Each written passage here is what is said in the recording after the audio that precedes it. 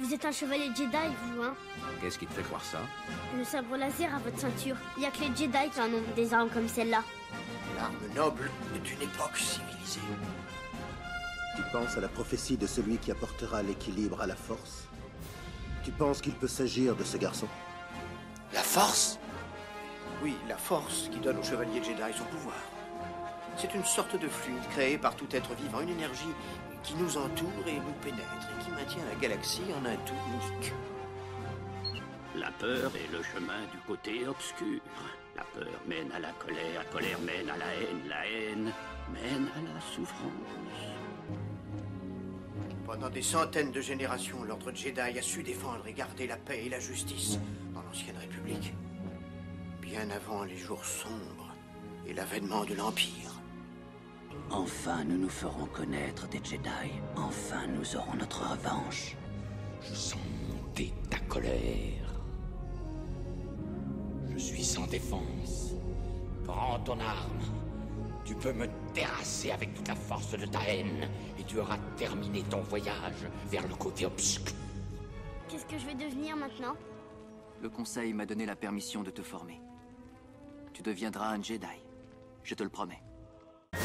Bonjour à tous, c'est Gary Cover, bienvenue dans ce 7ème épisode du podcast Star Wars l'univers étendu. Et je suis en compagnie de Durz. De nouveau dans le podcast. Donc, même si vous ne m'aimez pas, je suis encore là. Alors aujourd'hui on va parler de l'épisode 2 qu'on vient de se faire avec les commentaires. Donc c'est un épisode qui est... je parle du film, hein, je parle pas du podcast.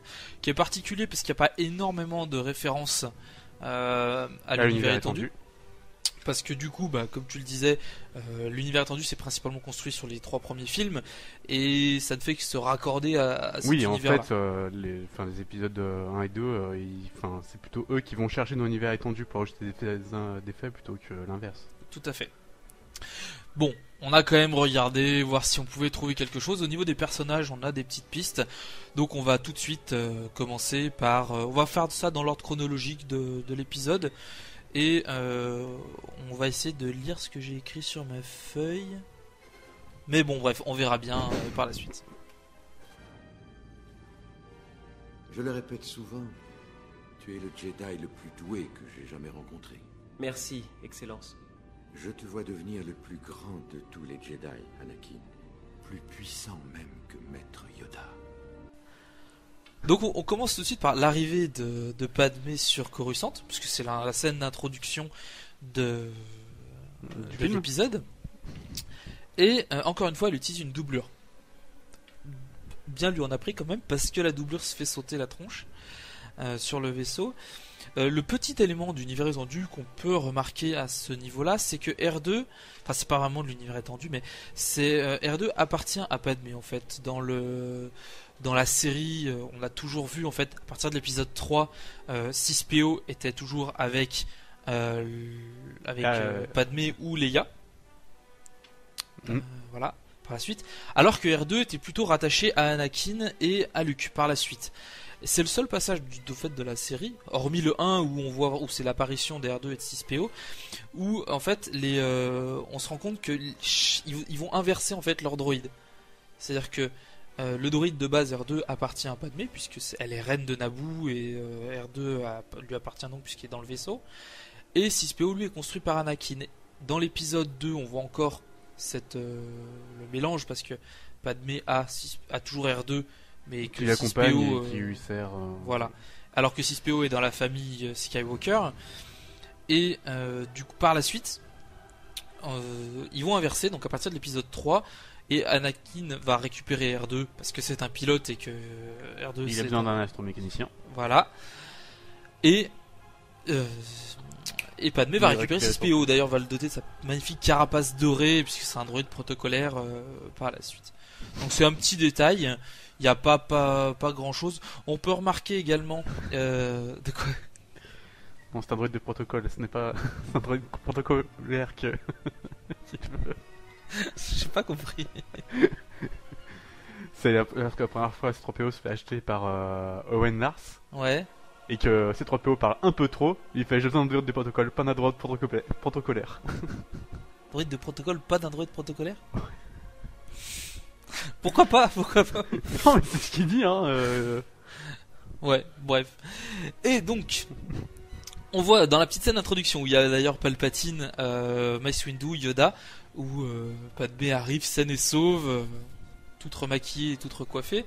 On a un humain à côté d'elle, qui est un humain qui a pas énormément d'importance dans cet épisode-là, même s'il apparaîtra plusieurs fois, qui est Bail Antilles, qui est le sénateur de la planète Alderaan en fonction, et qui deviendra bien plus tard le père adoptif de Leia. Donc déjà en fait à la base on a qu'elle soit princesse. Voilà, ce rapprochement entre Bail Organa et Amidala, sénatrice de Naboo, donc déjà tous deux sénateurs. Mais c'est également des sénateurs qui font partie d'un... Alors ça je crois qu'on peut le voir dans les scènes coupées de l'épisode 3, où on voit donc Bail Antilles, Amidala, et également un troisième personnage, enfin il y a d'autres personnages, mais un troisième personnage qui s'appelle Mon Mothma, qui dans l'univers étendu deviendra bien plus tard la présidente de la République. Et enfin il y aura d'autres choses avec elle par la suite, je pense qu'on y reviendra quand on abordera l'après-trilogie. Donc voilà, c'est un personnage important. Après, qu'est-ce qu'on a pu voir? Si, il y a dans la même scène, il y a une référence aux égarés qui dit que Mace Windu dit que Dooku c'était un Jedi et que c'est pas dans sa nature de tuer les gens. Donc on a bien fait la référence où Dooku a quitté l'ordre. Mais qu'il est encore considéré comme un Jedi. Voilà, il est encore considéré comme un Jedi, c'est-à-dire que c'est pas un Sith, du moins pas pour le moment, pas aux yeux des Jedi. Du moins, il n'est pas déclaré en tant que tel. Ouais. Et un peu plus tard, dans le film, on a Obi-Wan qui explique à Anakin qu'il est dur de rompre son serment vis-à-vis des Jedi. Mais pas impossible, ce qui explique pourquoi... il y a des égarés. Voilà, pourquoi Dooku s'est barré. Qu'est-ce qu'on voit apparaître après? On a Zam Wesell. Zam Wesell et Jango Fett, donc c'est les deux premiers chasseurs de primes de la nouvelle trilogie. Les deux seuls chasseurs de primes de la nouvelle trilogie, ils vont d'ailleurs apparaître que dans cet épisode-là, puisqu'ils se font tous les deux tuer dans l'épisode. Triste destin d'ailleurs pour les chasseurs de primes, parce que chaque fois qu'ils apparaissent, ils se font dézinguer. Alors, on va vraiment très longtemps. Bah, c'est un métier à risque en même temps. Hein. Surtout quand tu t'attaques aux héros. Hein. Aussi. Alors, pour s'attaquer aux méchants, ils auraient certainement survécu. Mais justement, on va en parler. Zam Wesell, en fait, et Jango Fett qui forment on va dire une sorte de duo de choc, puisqu'en fait c'est Jango Fett c'est l'homme et Zam Wesell c'est la femme, plus ou moins, parce qu'en fait c'est une alien qui se transforme. Sans déconner.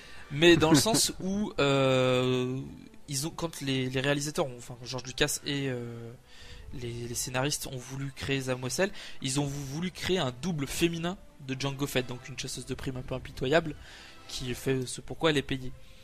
Faut savoir que par le passé, même si ce sont des mercenaires, des chasseurs de primes, c'est aussi des personnes un peu responsables. C'est-à-dire qu'ils acceptent de tuer et de remplir des contrats parce que ça fait partie de leur boulot. Hein, d'ailleurs, les chasseurs de primes, c'est une profession légale dans la galaxie. C'est très mal vu, mais c'est légal, puisqu'il y a une guilde des chasseurs de primes, il y a un truc comme ça. L'Empire. Il y a du moment qu'il y a des primes, il y a des chasseurs de primes. Toujours. C'est la base même du truc. Hein.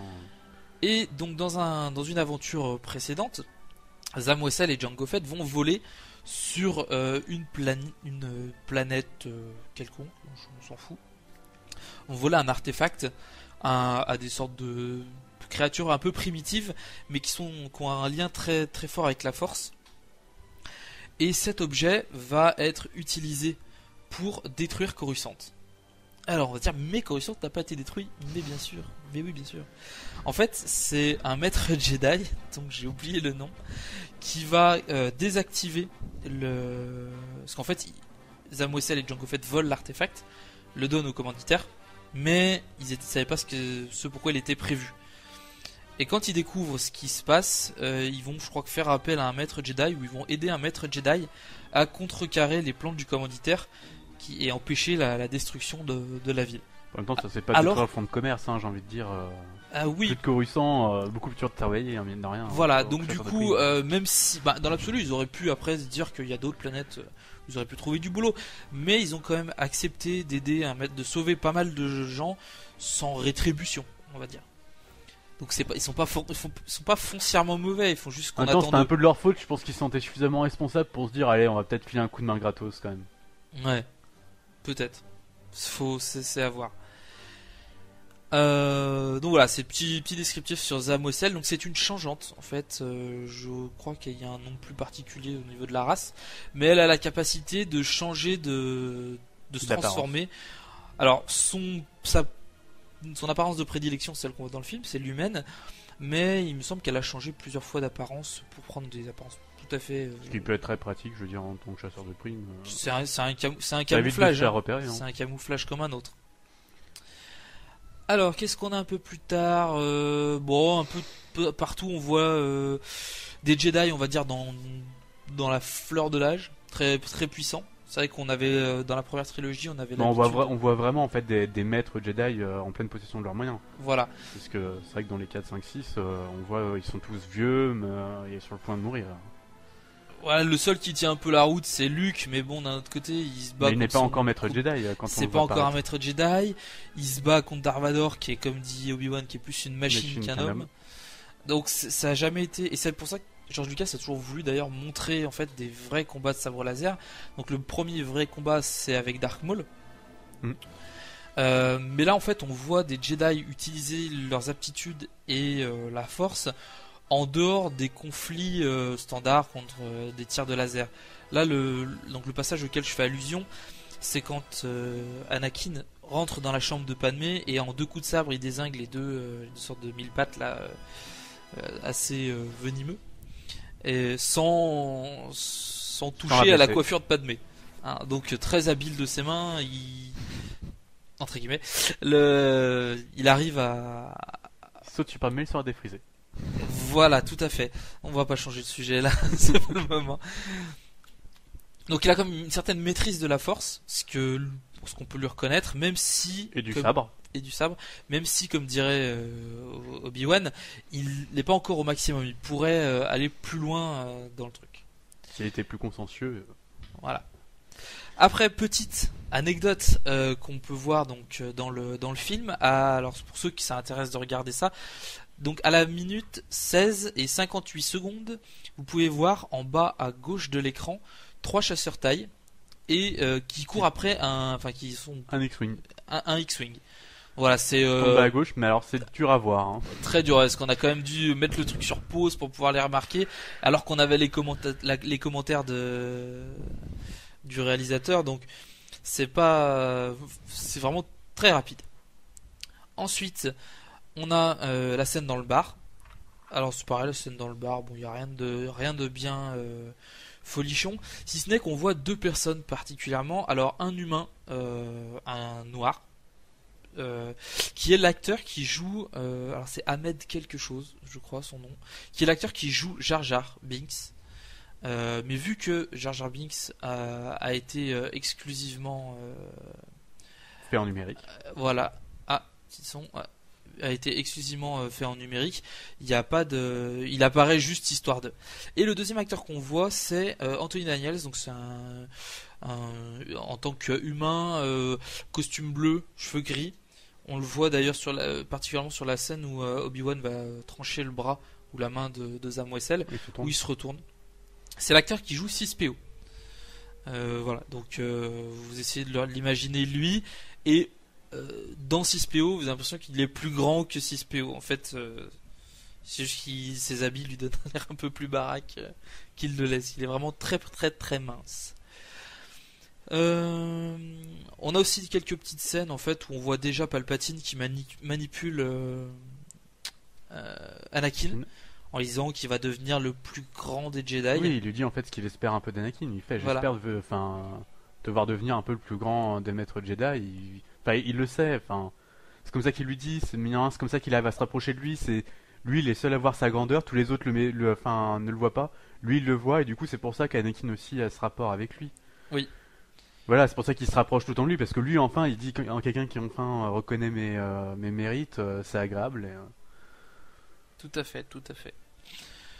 Ça, Palpatine va manipuler beaucoup de monde dans cet épisode, notamment Jar Jar, en fait, puisque vu que Padmé est obligée de quitter Coruscant, elle ne peut pas participer au vote pour l'armée de la République. Elle va laisser sa voix à Jar Jar, qui, manipulé par Palpatine, va proposer l'attribution des pleins pouvoirs à Palpatine.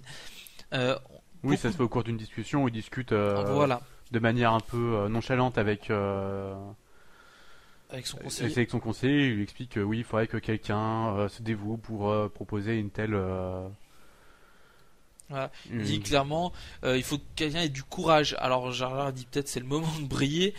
Ils disent c'est ce qu'ils attendent de Padmé, donc c'est ce que moi je vais faire parce que voilà, je veux me montrer. Enfin, je veux être aussi. Enfin, c'est pas vraiment de la reconnaissance qu'il cherche, c'est plus il veut aider et du coup pour lui c'est le moyen. Voilà. Il se dit si Padmé l'aurait fait, bah je ferais bien de le faire parce que de toute manière, enfin. Ouais. Donc il fait. C'est par naïveté en fait qu'il fait l'erreur plus qu'autre chose. Oui. Donc il fait la bêtise de. Bah, après, il pouvait pas non plus deviner quoi. Bah oui. Je veux dire tous ceux qui ont accepté. Oui, voilà. Après, ça a été voté. Tout lui, ça. il a juste proposé l'idée quoi. Après. Mais en fait, on voit quand même bien déjà que Palpatine manipule énormément de monde. Donc là, on voit clairement déjà Anakin et Jar Jar. Au tout début, où on voit Palpatine pour la première fois dans l'épisode, on a d'ailleurs le passage où Yoda se retourne et il se dit il y a un truc qui cloche. On voit dans l'expression de Yoda. Il éprouve une certaine méfiance vis-à-vis de Palpatine, mais sans vraiment l'expliquer. Disons que lui-même, il n'arrive pas vraiment à savoir. Ouais. Voilà, c'est comme ça, c'est plus une sensation qu'il a que vraiment une certitude. C'est pour ça que d'ailleurs, il en fait pas part vraiment aux autres. Il dit qu'il se méfie sans vraiment avoir de preuves. D'ailleurs, pour ça que dans le 3, on l'envoie à côté de Palpatine justement pour chercher ses preuves. Exact. Donc un peu plus loin dans le film, on a, alors c'est pareil, c'est un peu comme l'histoire des TIE et enfin des chasseurs taille et du X-Wing. À la minute 34 et 7 secondes, on est dans la salle des archives avec Obi-Wan et l'archiviste. Et il y a des bustes de Jedi le long des archives. Et en fait, parmi ces bustes, on a les bustes de George Lucas et de Rob Coleman. Qui sont, enfin George Lucas dont on connaît, et Rob Coleman qui fait partie de l'équipe de réalisation, qui est, si je ne me dis pas de bêtises, le chef des effets spéciaux. À savoir que George Lucas ne savait même pas qu'il y avait son buste. Voilà, il le savait pas, il l'a découvert pendant les commentaires. Donc ça c'est assez rigolo. D'autres personnes l'ont découvert aussi, parce qu'il n'y a pas que oui, c'était une petite blague de la part des réalisateurs des effets spéciaux. Et on arrive à la salle des archives. Alors la salle des archives, elle est censée être la plus complète de la galaxie, parce que les Jedi sont censés être partout dans la galaxie, et tous les faits qui sont consignés ont été vérifiés, tout ça. D'ailleurs la petite phrase de l'archiviste qui dit que si un système n'est pas référencé dans les archives, c'est qu'il n'existe pas. Cette salle des archives a peu d'importance finalement dans le film en lui-même, mais elle sera le théâtre de pas mal d'autres choses par la suite dans l'univers étendu. Dans le jeu vidéo, Le pouvoir de la force, on a l'occasion de s'y rendre avec l'apprenti, je sais plus son nom, enfin avec l'apprenti de Vador. Je ne crois même pas qu'il a un nom, je sais juste de l'apprenti. C'est l'apprenti, oui, mais je crois qu'il a un nom de famille, genre Starkiller, parce que c'était une référence au fait qu'à l'origine c'était Starkiller. Enfin, c'est pas vraiment son nom, c'est plus son nom de code ou comme Vador, quoi. C'est son nom de site. Oui, voilà. Donc on peut s'y rendre pour. On affronte d'ailleurs un site dans les archives.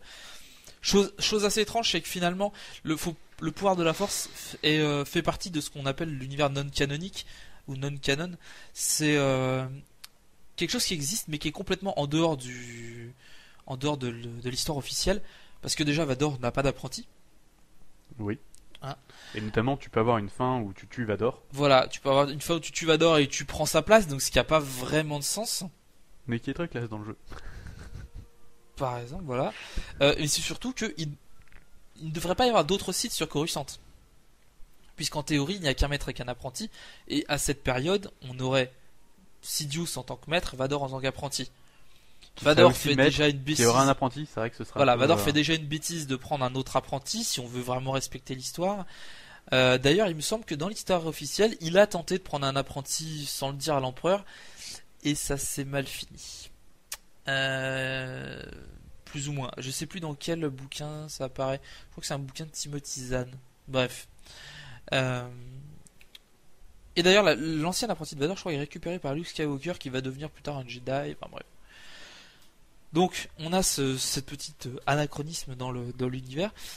La salle des archives prend part dans d'autres histoires, notamment Luke va aller y chercher, parce qu'elle est partiellement détruite par l'empereur, pour des raisons évidentes, qui c'est qu'il ne veut pas revoir l'apparition des connaissances Jedi.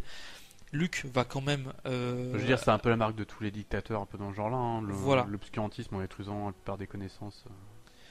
Donc Luke va quand même aller chercher dans ses archives quelques éléments.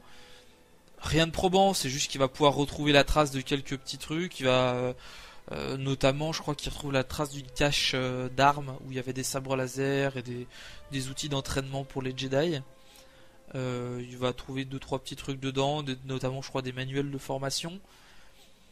Il me semble, si je dis pas de bêtises, c'est que une partie des archives avait été récupérée par notamment tout ce qui avait trait à la formation des Jedi et création des sabres laser. Une partie des archives avait été récupérée par Obi-Wan et cachée sur Tatooine, dans sa maison sur Tatooine. C'est d'ailleurs ce dont Luke s'est servi pour fabriquer un nouveau sabre laser qu'on voit dans le Retour du Jedi. Voilà. Possible, je ne saurais le dire. Voilà, donc c'est une salle des archives. On la voit à plusieurs endroits. Il me semble qu'on peut aussi se battre à l'intérieur dans le jeu Battlefront 2. Ce qui est un FPS un peu à la Battlefield. C'est un TPS d'ailleurs. Non, c'est un FPS. C'est un FPS. Mais c'est capture flag et conneries du genre. Enfin, bref. On a cette petite salle des archives. Rien de bien méchant. Concernant toujours le temple Jedi, on a des différents Jedi qui apparaissent à l'intérieur. Et d'autres plus connus que d'autres, justement. Et à la minute 36:07, donc exactement 2 minutes après l'histoire des bustes, on a l'apparition de Ayla Secura, qui est une Jedi assez connue. De loin, quand même. De très loin. On la voit un peu plus tard dans le film, on la voit à 2 occasions, donc 2 fois de plus dans l'arène géonosienne. Donc quand les Jedi arrivent et on la voit, elle est sur une Twi'lek bleue. Voilà, elle est sur le bord des tribunes, et après quand les Jedi sont encerclés, elle est au milieu. Donc c'est une Jedi importante de l'univers étendu. Déjà elle connaît Anakin assez bien, même si c'est entre guillemets c'est le comment dire, c'est pas le maître d'Anakin parce que c'est pas son maître direct, mais elle a le statut de chevalier Jedi que Anakin n'a pas encore. Au moment où ils se connaissent, elle va participer à la guerre des clones de manière très active, et on peut suivre plus ou moins son histoire depuis un peu avant la menace fantôme jusqu'à sa mort dans l'épisode 3 d'ailleurs, où elle se fait tuer sur une planète, sur Felucia si je dis pas de bêtises. Par la traîtrise des clones. Je dirais pas la traîtrise des clones, parce que les clones ils sont on leur a programmé l'ordre 66, ils font ce qu'on leur demande, ils sont obéissants, il n'y a pas de méchanceté, c'est pas vraiment de la traîtrise, c'est plutôt la traîtrise de l'empereur. On voit également la formation des Jedi enfants, qui est une première. C'est qu'autant on a déjà vu des jeunes apprentis dans différents dans les films, mais c'est la première fois qu'on voit une classe de Jedi en formation. C'est vrai qu'on s'aperçoit d'ailleurs qu'il y avait des classes vraiment de formation de Jedi. C'est pas juste de maître à élève, c'est vraiment, enfin, il y a toute une classe de formation. Ouais. Ils sont pris du coup très jeunes, parce que là on les voit très jeunes. Ils ont 4-5 ans. Et on les voit suivre d'ailleurs le même entraînement que Luke. Exact, d'ailleurs. C'est ce qui est assez drôle, parce que finalement, il va repasser par les mêmes étapes que les enfants en 4-5 ans, c'est un retour. Oui, ça, voilà, c'est les premières étapes de la formation, quel que soit l'âge en fait. Du coup, il fait c'est le meilleur moyen de. Voilà. Qu'est-ce qu'on a pu noter d'autre ? Il n'y a pas grand-chose. La première partie du film est assez pauvre en univers étendu, le film de manière générale aussi, puisqu'il n'y a pas énormément d'éléments qui seront réutilisés plus tard. Geonosis, il y aura des allusions parce que c'est là-bas qu'ils fabriquent les droïdes, ou qu'ils les fabriquaient, puisque après elle a été prise par la République, donc la planète sera sous contrôle de la République. on a quand même des allusions à d'autres choses, notamment le maître Jedi Sifo Dyas. Alors là, les sources divergent, parce que en fonction de là où on va chercher les infos, c'est pas tout à fait la même chose. Dans une première version, Sifo Dyas est un maître Jedi, enfin ça c'est admis par tout le monde. Sifo Dyas est un maître Jedi qui est ami avec Dooku et Qui-Gon. Qui-Gon ayant été l'apprenti, enfin le padawan de Dooku. Du coup, les trois hommes sont assez liés. Suite à la mort de Qui-Gon et au départ de Dooku de l'ordre Jedi, Sifo Dyas se sent un peu abandonné. Il est pas vraiment dans son assiette. Du coup, après, les histoires divergent. On sait qu'il va demander, que quelqu'un du nom de Sifo Dyas va demander la création de l'armée de la République. Mais là, la raison diverge. Alors, sur certaines sources, c'est Dark Plagueis, qui est donc le maître de Sidious, qui va se faire passer pour une sorte de notable financier, qui va essayer de lui monter le chou pour dire voilà, vous avez perdu des êtres chers. La République en gros, est en difficulté. Oui, la République a besoin d'une armée et voilà. Il lui propose de la payer. Tout à fait. Et donc Sifo Dyas passe commande. Dans d'autres cas, c'est Dooku se faisant passer pour Sifo Dyas qui va passer commande de l'armée. Sifo Dyas étant mort lorsque on apprend qu'il y a une armée, à la limite, il peut. Voilà. Ça aurait pu très bien arriver. Donc Obi-Wan dit que ça fait à peu près une dizaine d'années que Sifo Dyas est mort, tué par Dooku, puisque c'était, on va dire, l'épreuve ultime de Dooku pour arriver au statut d'apprenti Sith, de seigneur Sith. Il devait tuer Sifo Dyas, qui était son ami proche. Et il est devenu, donc par là même, il est devenu Dark Tyrannus. Donc il est nommé dans l'épisode. C'est d'ailleurs une des rares fois qu'un maître Jedi est nommé sans apparaître. Et surtout qu'il y a très peu d'informations sur lui. Alors après, est-ce que c'est sous l'influence de Dark Plagueis? Est-ce que c'est en fait le comte Dooku sous le nom de Sifo Dyas qui a passé commande de l'armée? C'est un peu discutable. Toujours est-il que les plans des Sith étaient qu'il y ait une armée de la République qui pourrait plus tard servir d'armée impériale. Et qui a été du coup proposé par un Jedi aussi. C'était ça à mon avis. Le fait de se faire passer pour un maître Jedi qui ne peut pas nier du coup son implication vu qu'il était peut-être mort ou... Oui, et puis... Ça permettait de... C'était vis-à-vis des Kaminoans. Enfin, c'était une... Je veux dire, c'était un point pour qu'ils acceptent aussi, à mon avis, le fait que ce soit commandé par un maître Jedi. Confiance à un maître Jedi qu'à un politicien quelconque. Oui. Du coup, voilà. Et donc, on a aussi sur le film l'interrogation. C'est un moyen qu'on leur demande pas aussi de confirmation de la part du Sénat ou autre. Tout à fait, parce que c'est l'ordre Jedi qui a passé commande, et non pas le Sénat. Même s'ils savent que l'armée est destinée à la République, ils attendent, ils ont pas de compte à rendre. Tant qu'on les paye, ils n'ont pas besoin d'aller vérifier à droite ou à gauche si c'est vrai ou pas. Mais disons qu'ils auraient à faire. Si ça avait été un politicien tout seul qui serait venu, je pense qu'ils auraient posé des comptes au Sénat. Là, c'est un chevalier Jedi. Ils vont pas non plus discuter des ordres. Tout à fait. Tyrannus, qui n'est autre que Dooku, finalement. Et on apprend que c'est lui qui a recruté Jango Fett sur l'une des lunes de Bogden. Alors la lune de Bogden n'a rien à voir là-dedans, hein, mais on sait que c'est donc en fait on sent l'implication des Sith. On voit que les Sith essayent de jouer c'est une sorte de jeu d'échecs. Ils vont avancer des pions, ils vont utiliser des personnes pour arriver à leur fin sans forcément dévoiler leur stratégie. Et tout le long du film d'ailleurs, le comte Dooku n'est pas un Sith jusqu'à la révélation finale, mais il se présente en tant que Jedi qui essaye de sauver la galaxie en éliminant les Sith qui ont pris le conseil, qui ont pris le pouvoir au niveau du Sénat. Tout à fait. C'est comme ça qu'il se présente à Obi-Wan quand il le retient prisonnier en tout cas. Ouais. Il fait voilà, j'essaie de sauver le monde en les éloignant du Sénat parce que le Sénat est corrompu par les Sith. Ça lui donne une légitimité pour vis-à-vis des sécessionnistes aussi. Hein. Je veux dire, si les gars ils quittent quand même le joug de la République, c'est qu'ils se disent je fais peut-être une bonne. C'est pas juste parce qu'ils sont les faisants. C'est des fois ils se disent je fais peut-être une bonne action parce que le Sénat est devenu corrompu. D'ailleurs, il explique que il a eu le soutien de la République, de la Fédération du Commerce, puisque c'est en gros Nut Gunray, donc le vice-roi de la Fédération du Commerce, qui a fait quelques boulettes dans la menace fantôme, qui a trouvé Dooku, ex-Jedi, et qui lui a dit voilà, il y a un site en liberté et il faut absolument contrecarrer ses plans. La suite est un peu plus nébuleuse. Est-ce que suite à cette révélation, Dooku a retrouvé le site et est devenu son apprenti, ou est-ce que Dooku était déjà l'apprenti du site à ce moment-là? Je pense qu'il a retrouvé le site après, et que Sidious a vu là une carte à jouer, une occasion de récupérer un apprenti qu'il n'avait plus et surtout déjà formé, puisqu'il a peut-être pas le temps de reformer un apprenti.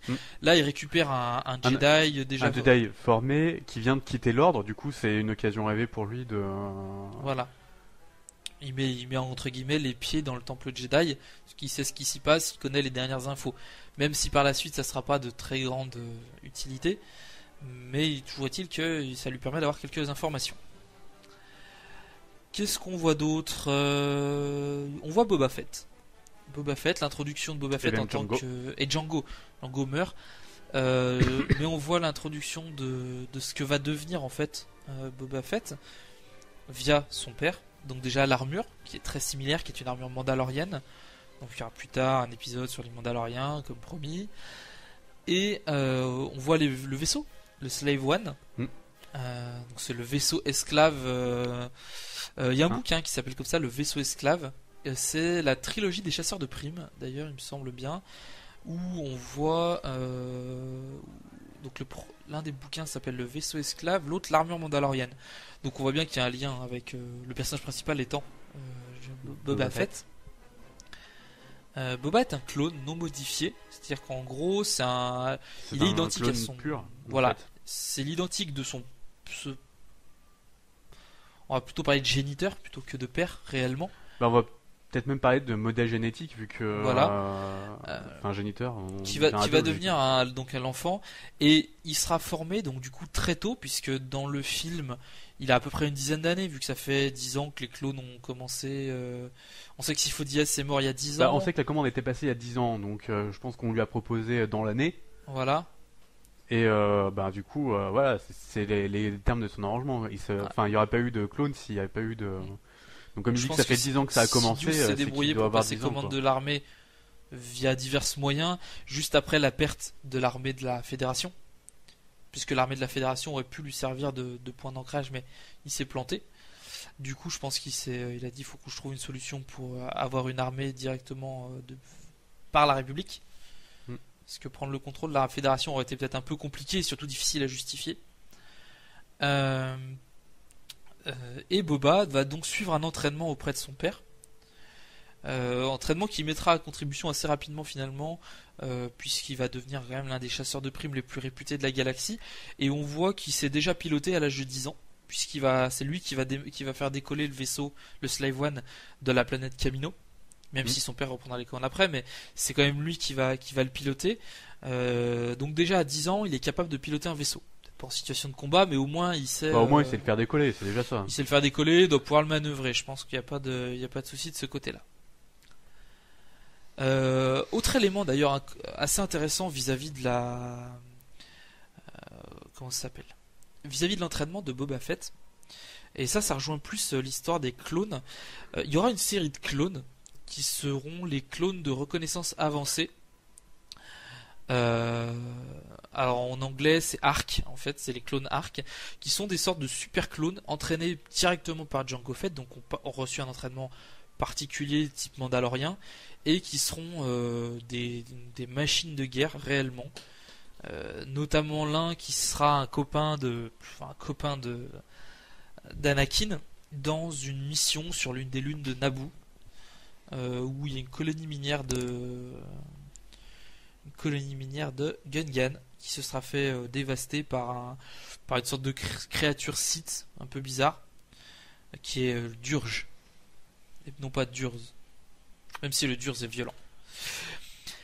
Et donc ça, ces clones là qui seront assez puissants et qui vont en fait piloter, qui vont avoir qui vont à eux-mêmes, enfin à leur tour, entraîner d'autres clones pour finalement avoir des troupes un peu plus costaudes.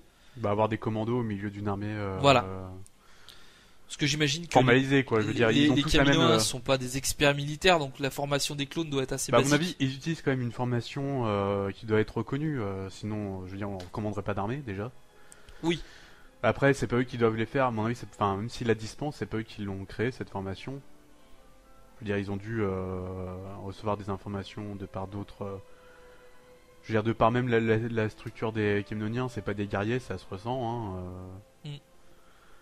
Bah, c'est clair. Donc après. C'est clair. Voilà, après le fait est que Django ait pris du coup la tête d'un des commandos en fait pour en faire vraiment des soldats supérieurs, ça montre qu'il y avait besoin quand même d'une certaine diversité malgré le fait que ce soit des clones, quoi. Ouais. Et après, est-ce qu'il y avait une raison particulière ou pas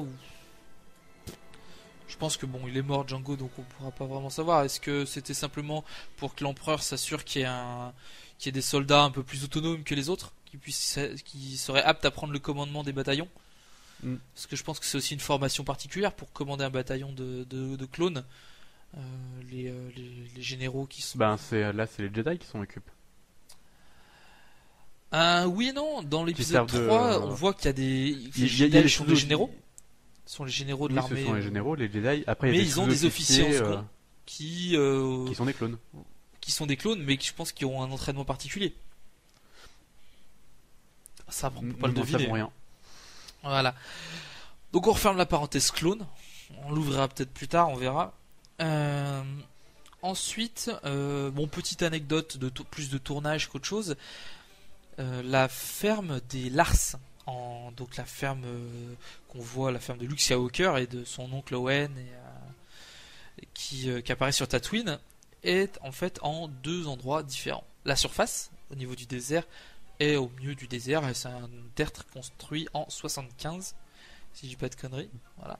Alors que l'intérieur est un hôtel qu'on peut trouver en Tunisie, qui est d'ailleurs...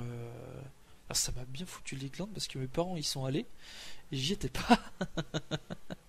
Pris des photos de l'hôtel tel qu'il était. Juste pour te blaser. Ouais, juste pour me blaser, ça m'énervait. Et donc du coup, c'est un hôtel et en fait c'est un hôtel entre troglodytes, on peut y aller, il paraît. Donc à vérifier. En tout cas, ce sont les mêmes lieux de tournage. Voilà, les mêmes lieux de tournage qu'en 75.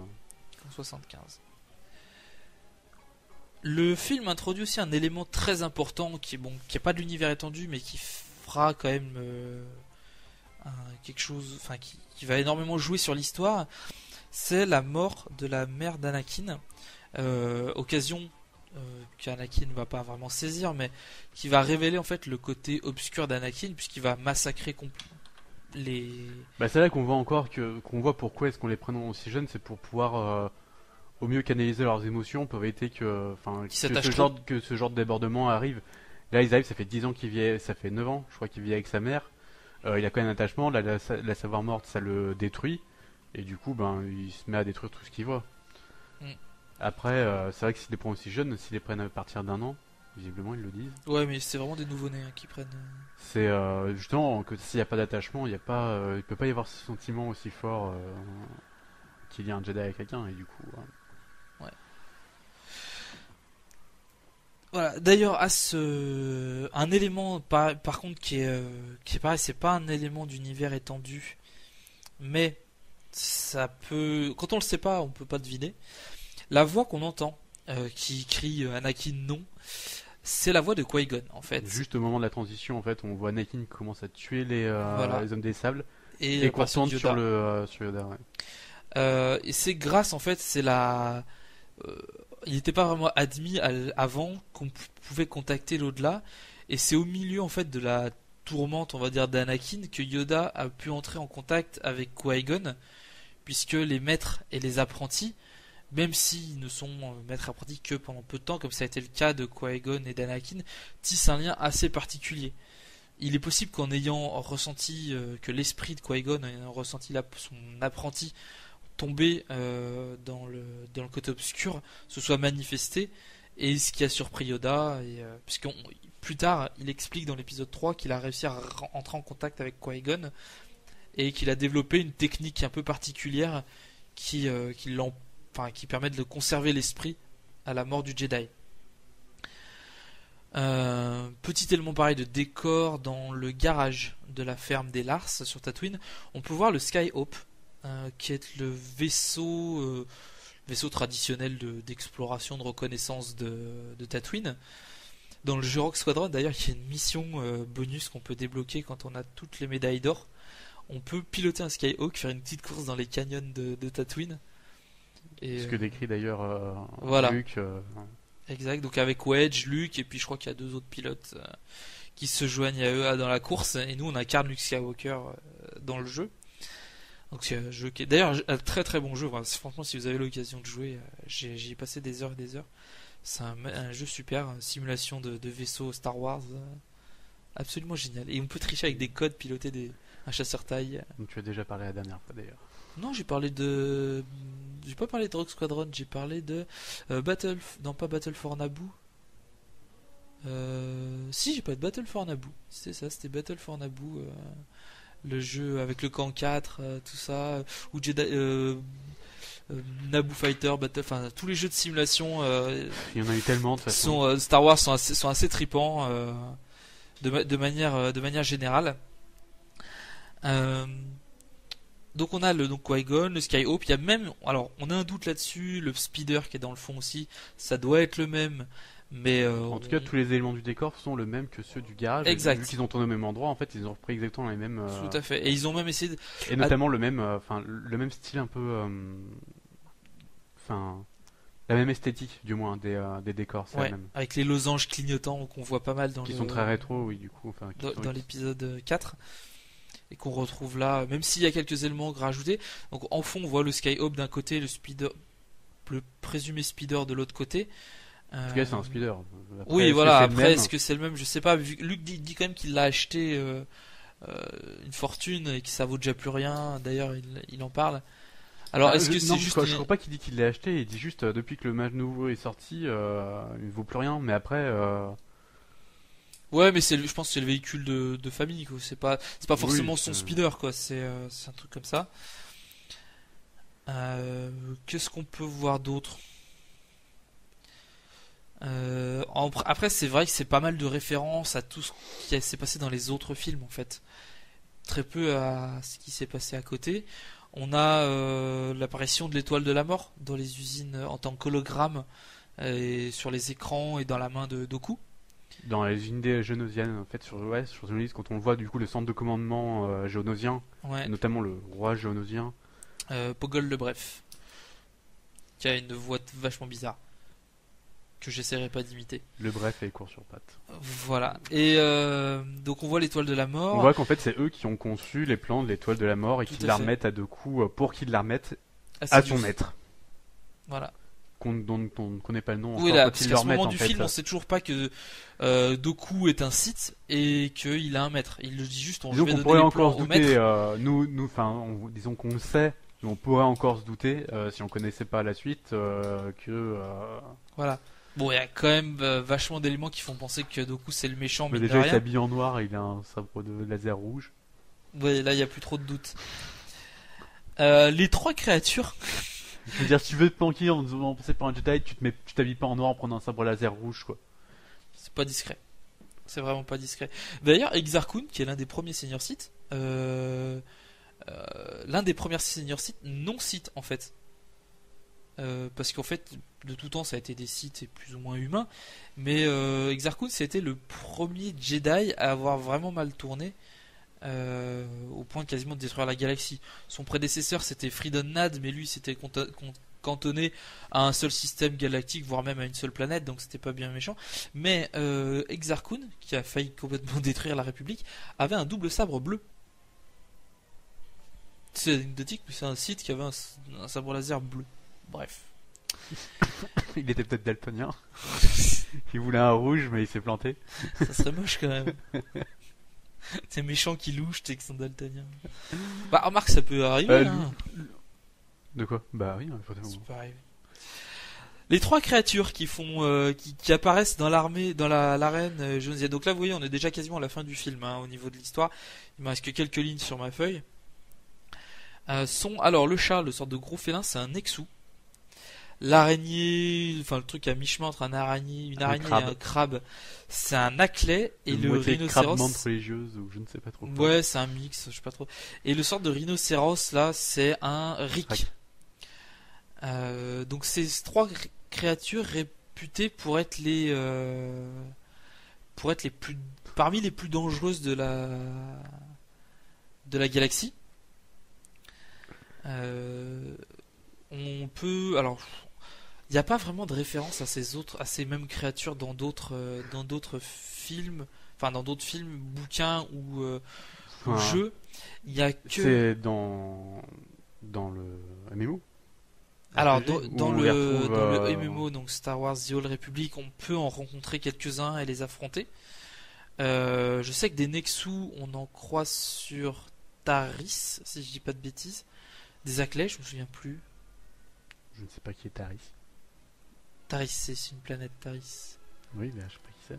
T'es pas allé sur cette planète? La planète à moitié en ruine avec de la végétation de partout. Je sais plus, ça fait longtemps. Ouais, bref. Donc on peut les rencontrer. On peut aussi, il y a un autre jeu vidéo, c'est la version Age of Empires de Star Wars, enfin la version Star Wars de Age of Empires plutôt, qui est le jeu vidéo Galactic Battleground, qui est un jeu qui se défend bien. En fait, c'est exact pour les mecs qui ont l'habitude et qui aiment bien Age of Empires et qui aiment bien Star Wars.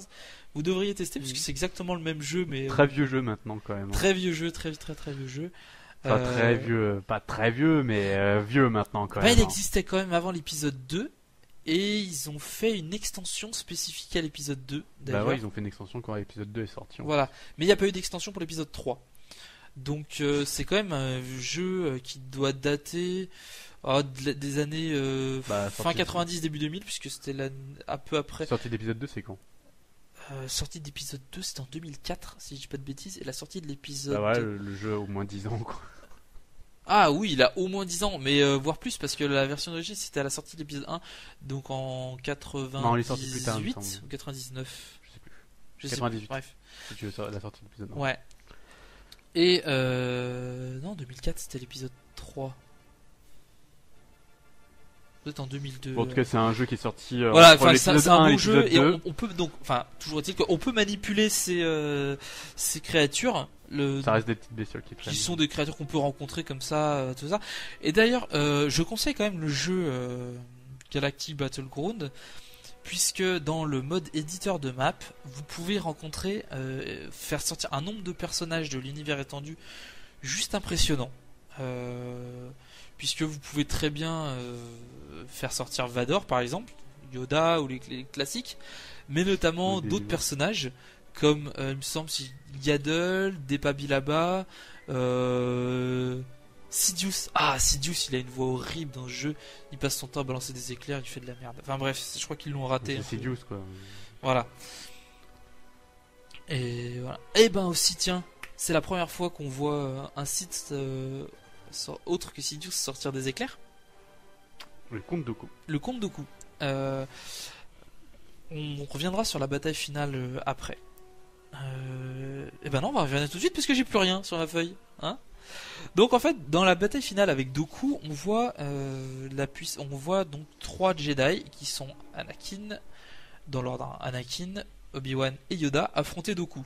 Donc le mec qui est quand même assez costaud parce qu'il se permet d'affronter des Jedi relativement puissant et il s'en sort. Hein. Bon, il s'en sort par la ruse plus ou moins, mais il s'en sort quand même. Alors, le premier c'est Anakin. On le voit se battre à 2 sabres.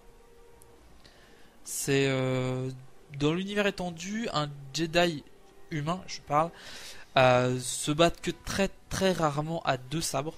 En même temps, lui se bat pas très très longtemps à deux sabres. Hein. Il se fait très non, vite il en perd un, mais et... on voit qu'il arrive quand même à manipuler deux sabres. Même si, de toute façon, il prend pas vraiment soin de ses sabres laser tout au long du film. De toute façon, il prend pas beaucoup d'habitude, il perd très vite la main après. Voilà.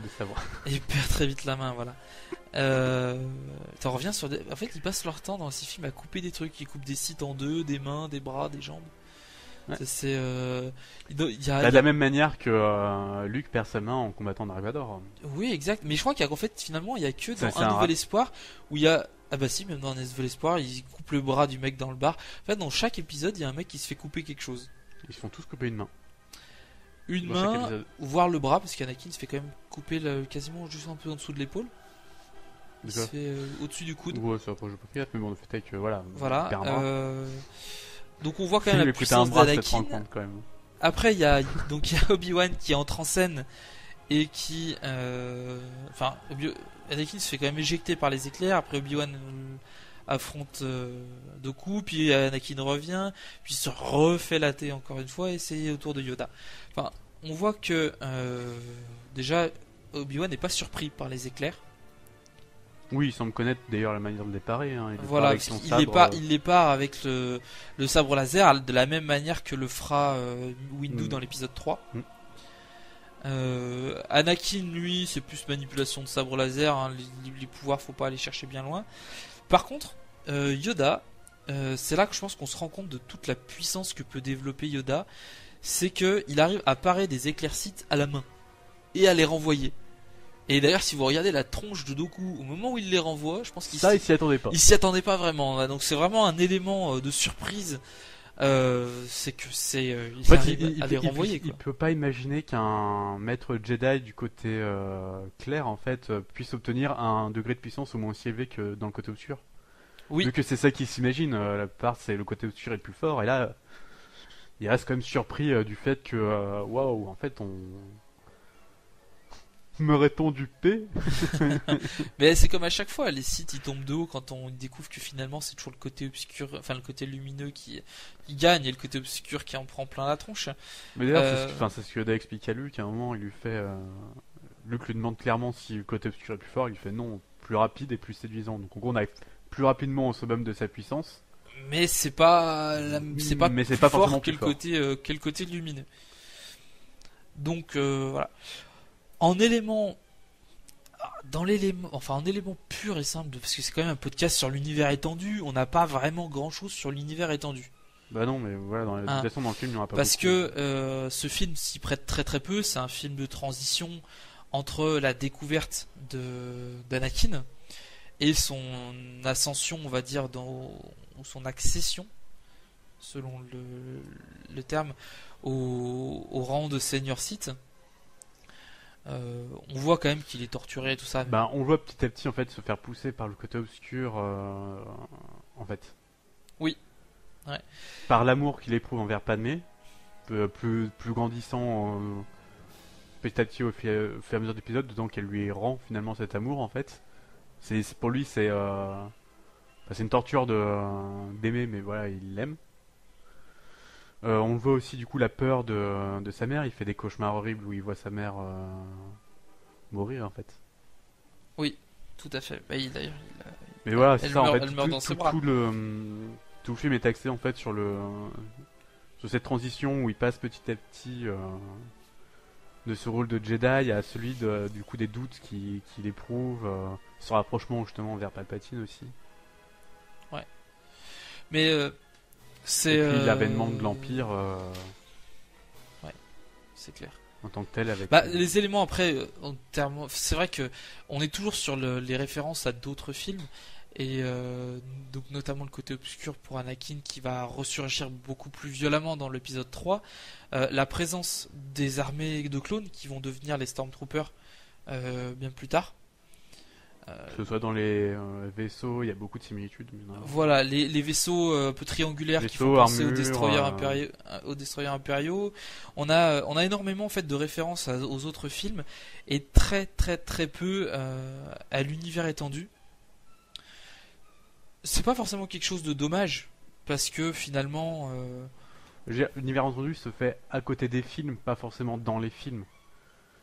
quand on voit, je veux dire, Star Wars a créé l'univers étendu, mais il n'a pas créé les films par rapport à un univers étendu qui n'existait pas encore. Non, c'est juste que certains personnages, comme Zam Wesell, Ayla Secura, et sans doute d'autres Jedi qu'on peut voir, parce il y en a quelques-uns qui apparaissent en surplus. On voit énormément de maîtres tout au long du film. Voilà, qui peuvent... Maîtres, apprentis... qui sont des personnages qui ont été développés au-delà de ça. Je pense que c'est assez particulier.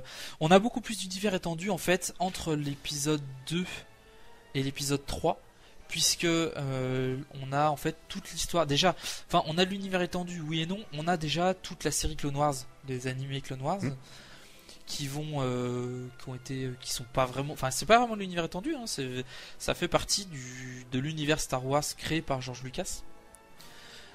Où on voit, donc il y a deux séries, il y a la série de dessins animés et la série de films d'animation. Alors la série de dessins animés, c'est des petits épisodes assez courts où on voit des petits conflits avec des Jedi et les armées droïdes. Qui s'axe quand même vachement sur les clones en fait. Énormément. Plus que sur les Jedi et... Tout à fait. Et d'ailleurs, il y a un épisode qui est juste génial, c'est celui avec Mace Windu. Où... je crois que je les ai ici. Il faudrait qu'on les regarde. On voit Mace Windu qui est tout seul face à une armée de droïdes et il dévaste l'armée quoi. C'est un truc juste impressionnant. Il casse tout. Moi, ce que je me rappelle surtout, c'est de voir Mace Windu écraser le thorax de Grievous, et c'est pour ça qu'il a une quinte de tout horrible tout le long de l'épisode 3. Ouais, exact.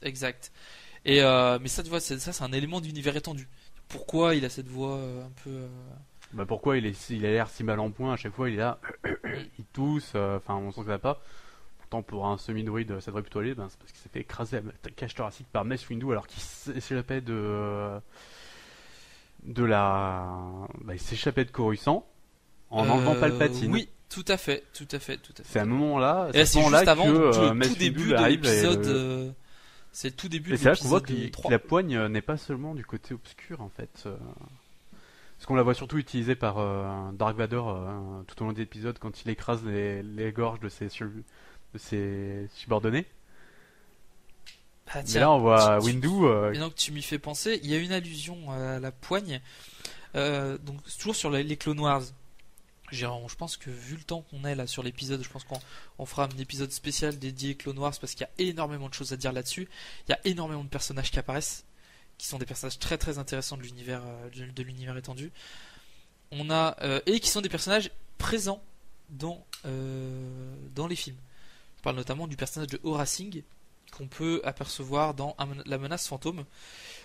Pendant la course de pod, qui est habillée entièrement en rouge, peau blanche, crâne rasé avec juste une queue de cheval rousse, c'est une chasseuse de Jedi qui a suivi un entraînement de Jedi. Enfin bref, on y reviendra au prochain épisode. Je pense que qui parlera pas de l'épisode 3 mais plus de la guerre des clones. La poigne est utilisée Anakin utilise la poigne pour la première fois. Alors je sais pas vraiment si c'est lui qui a développé le concept de la poigne en tant que tel, mais il l'utilise en fait pour écraser la trachée sur la planète Jabim d'ailleurs, la trachée d'un soldat de l'armée de Jabim qui essaye d'un peu de se rebeller contre les Jedi. C'est que les Jedi sont aux prises sur la planète avec ils viennent en aide aux Jabimiens pour affronter la Confédération, et au moment où la République dit on va se retirer de Jabim et on va les laisser dans leur merde, les soldats de Jabim sont pas vraiment contents et Anakin utilise la poigne pour entre guillemets en menacer presque en torturer un, et il l'utilisera plus tard dans un but beaucoup plus louable en essayant de faire un massage cardiaque à une Jedi mourante. Ça n'aura pas l'effet escompté puisque la Jedi mourra de toute façon, mais on voit qu'il a essayé de s'en servir. À mon avis, la poigne existe depuis longtemps. C'est juste que c'est un des rares à l'utiliser directement sur des êtres vivants. Sur des êtres vivants, voilà. Alors après, est-ce que c'est par manque de puissance ou parce que les autres préfèrent ne pas utiliser ce genre de choses ? c'est un peu une pratique du côté obscur, utiliser quelque chose pour comprimer des organes et des... Même si après tu peux toujours en trouver une utilité, mais ça reste quand même très obscur comme technique.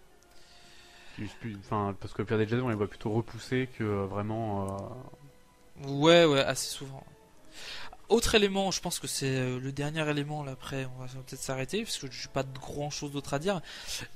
Concernant le général Grievous, là tu m'y as fait penser, et le maître Jedi Sifo Dyas. Alors Grievous était déjà dans l'arène de Geonosis en tant que combattant, il a tué pas mal de Jedi, et c'est suite à ça, en fait, Dooku a décidé de l'initier aux arts du sabre laser, en lui confiant le sabre laser de Sifo Dyas, que par sentimentalisme il avait conservé. Voilà, c'est juste un petit élément sans grande importance, mais c'est de l'univers étendu, donc autant en parler. Donc voilà, donc on arrive à 1 heure d'épisode. Je pensais vraiment pas qu'on allait faire un truc aussi long. Sur aussi peu de choses à dire finalement, puisque on a parlé quelques éléments, mais il n'y a rien de très très important. Je pense que il y en aura un peu plus dans le prochain épisode, où on va parler donc de la guerre des clones, et je crois, ouais, la guerre des clones, et puis dans l'épisode encore d'après on ira voir du côté de l'épisode 3. Sinon, qu'est-ce que... J'ai réfléchi, non, il n'y a pas grand chose d'autre à dire. Plus puissant tu es devenu, Dooku. Le côté obscur, je perçois en toi. J'ai désormais plus de pouvoir que tous les Jedi. Toi compris, Yoda.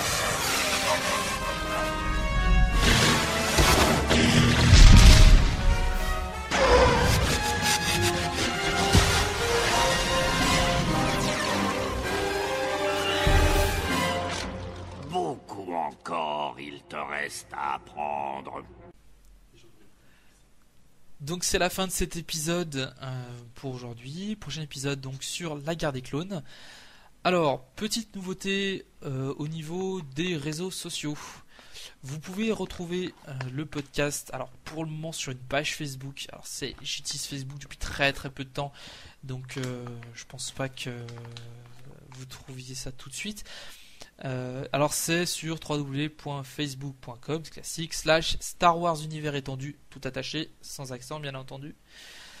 Et donc voilà, page Facebook. Sinon sur Twitter, donc @GaryCover. Vous pouvez pas contacter Durs parce que il est assez réfractaire à l'idée à cette idée Facebook et Twitter, hein? Oui, je suis contre les réseaux sociaux. Tu es contre les réseaux sociaux.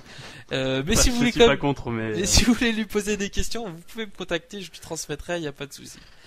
Et sur ce, bonne soirée, bonne journée, et à la prochaine. On va finir par avoir plus de questions sur Facebook, sur mon aversion au compte Facebook que contre. À la prochaine.